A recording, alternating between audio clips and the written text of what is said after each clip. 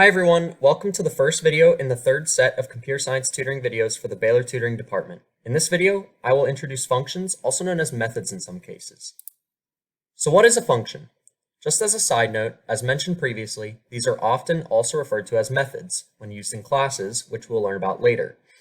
A function is an independent, reusable block of code that can also be called by other code and can optionally accept variables known as parameters from the caller. At this point in your computer science career, it may not be immediately clear why you would want to create and use functions.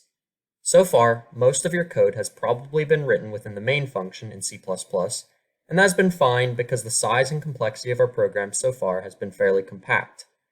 Functions will soon become pivotal, however, as your programs will grow in size and scope.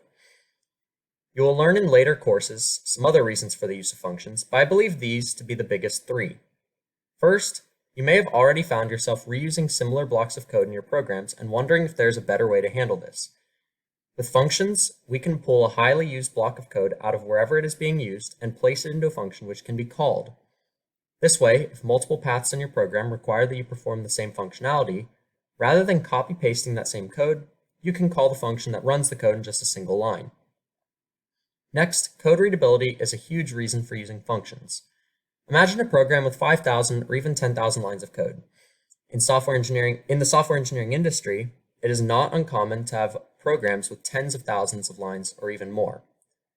If all of this code was written in the main function, you may begin to see where I'm getting at. This also touches on the problem of maintainability. In general, it is harder to read and maintain code if it is not sectioned out in some way. If you have a crucial algorithm that is 50 or 100 lines long, it often makes sense to abstract this to a different function so that it is easy to read and maintain, as if we ever have to change the algorithm, we know that its code is in this one function, not on line 6700 in the main function. Before diving into some big examples later, let's take a look at the format of a function and a small example. All functions must have a return type, a name, and code.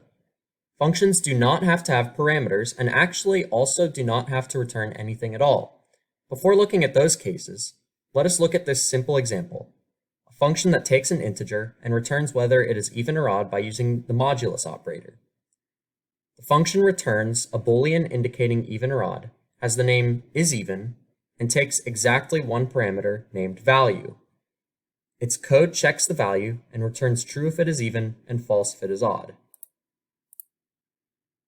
If you want to create a function but don't have anything to pass to it, that's fine.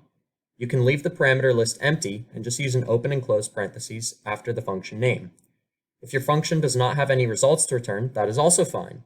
Instead of indicating a return type, you can use void, which tells the compiler that there is nothing to be returned from the function.